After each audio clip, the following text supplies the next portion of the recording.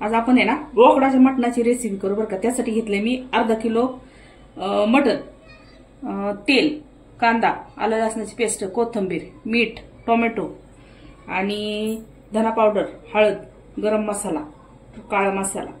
फोडणीसाठी काळं मटण आहे ना त्यासाठी मी कांदे असे काळे करून घेतले, खोबरं असं भाजून घेतले, डाळ घेतली, खसखस घेतली आणि हा काळा मसाला। आता आपण कुकर ठेवलाय, त्याच्यात आहे ना 2 मोठे चमचे तेल टाकून घेऊ। तेल चांगलं गरम होऊ द्यायचं। तेल आता गरम झाले, त्यात आपण हा कांदा, कापलेला एक कांदा टाकून घेऊ।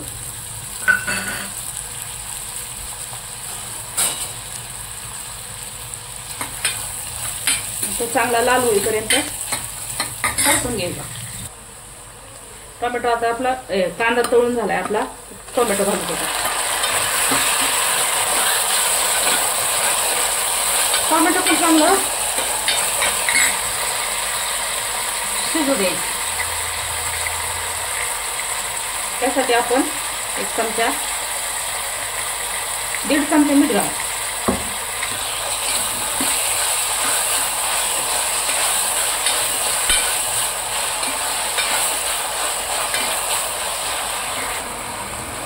टोमॅटो आपलं मऊ झाले, त्याच्यात आहे ना 1 मोठा चमचा आलं लसूण पेस्ट घालून घेऊ।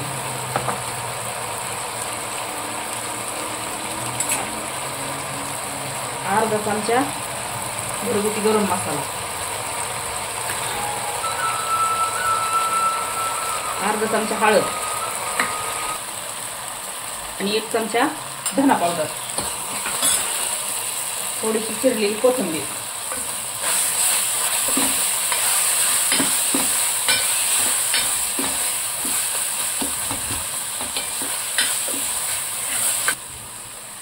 आता हे असं परतले, त्याच्यात आपण हे मटण घालून घेऊ।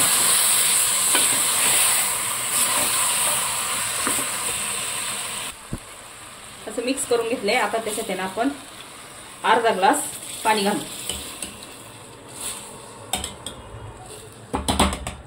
अर्धा ग्लास पाणी भरपूर होतं त्याच्यासाठी, शिजण्यासाठी। आणि आपण आता याच्या 3 ते 4 शिट्ट्या काढू। तवा गरम झालाय, आपण आता त्याच्यावर थोडंसं, अगदी थोडं तेल घालायचं आणि त्याच्यामध्ये ही डाळ, थोडीशी 1 चमचाभर डाळ घेतली मी आणि अर्धा चमचा खसखस घेतली। ते दोन्ही छान असं भाजून घ्यायचं लालसर रंगावर। आता आपण खसखस टाकून खसखस थोडी लालसर रंगावर भाजून घेऊ। डाळ चांगली भाजून घेतली।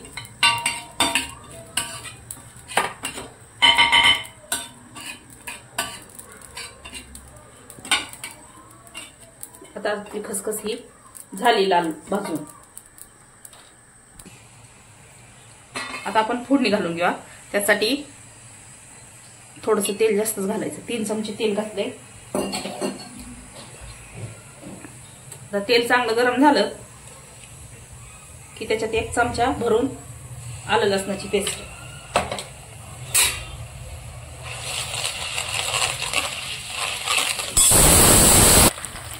आलं लसूण आपलं छान परतले। आता हा आपण मसाला टाकून घेऊ, म्हणजे वाटण तयार केलेलं, खोबरं, कांदा, डाळ, खसखस आणि कोथिंबीर। हे पण चांगलं तेल सुटेपर्यंत परतून घ्यायचं। आता हा मसाला चांगला तेल सुटेपर्यंत परतलाय छान। आपण आता त्याच्यात घरगुती हा काळा मसाला घालून घेऊ। 3 चमचे मी घातले।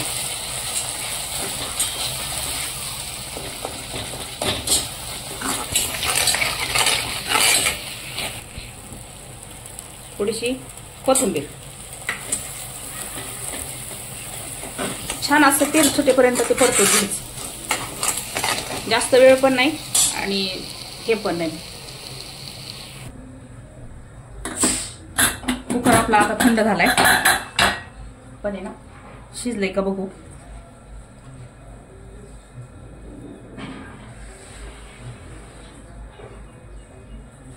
एकदम छान शिजले। आपण आता फोडणी घालून घेऊ। मसाला चांगला आपला तेल सुटेपर्यंत परतला. आता त्याला थोडासा रस्सा घालून घेऊ.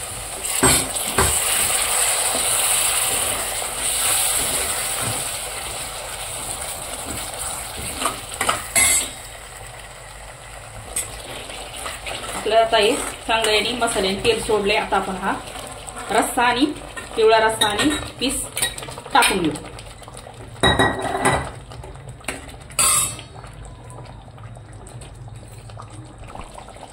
आता आपण आपल्याला किती रस्सा पाहिजे तेवढा रस्सा करायचा, पाणी घालून पातळ.